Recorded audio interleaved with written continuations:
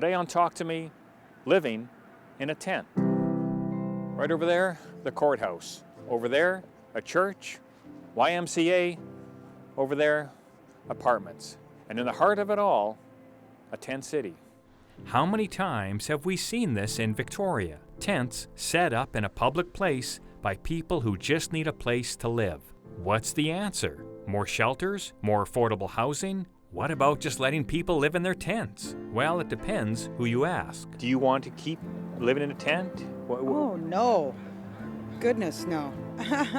I wasn't out here by choice. This is the third time Mel has been homeless in Victoria. I did have a full-time job and a place to live, but, you know, things fell through with the boss and the business, and I ended up not being able to pay rent and nowhere to go. So Mel doesn't want to live in a tent, but Catherine does. I'm living in vehicles and tents by choice outside for 17 years. What I am fighting for and have for years is lands and property, even if it's leased. We could pay for that out of our rental subsidies that is given to us every month.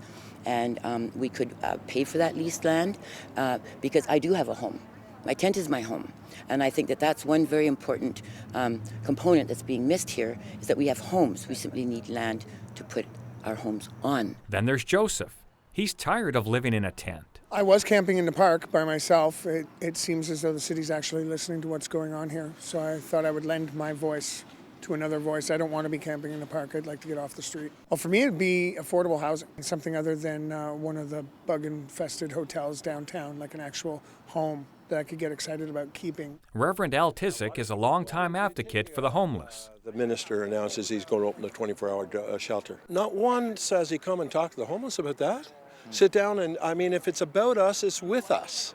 Let's sit down and try and solve these together instead of someone who say, well, here's a solution. I think that there's some really good-meaning people trying to solve it. I'll just say that. But we have to be together in solving it. We're individuals, but we're a group here all standing up for our rights.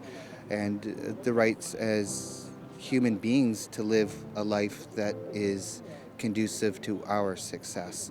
Not your success, but for our own individual success. We do need more shelters, but no, it's not really the answer.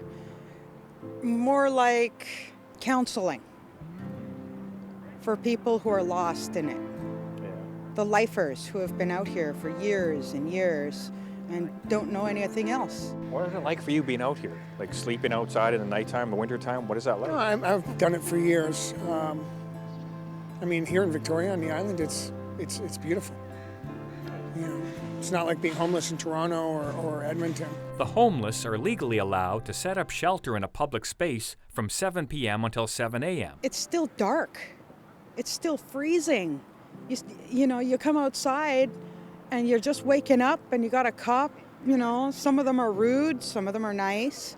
You know, I've had one girl get kicked in the head by a security guard. He just kind of went, boot, hey, get out of here, right?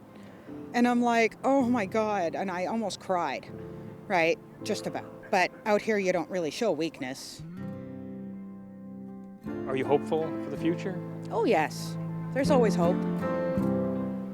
Always hope. Some hopeful developments in the story. Victoria Mayor Lisa Help says the tent city has spurred all three levels of government to take action on homelessness. The provincial government has already pledged $380,000 to fund a new 40-bed shelter. In Victoria, I'm Dan Kahan.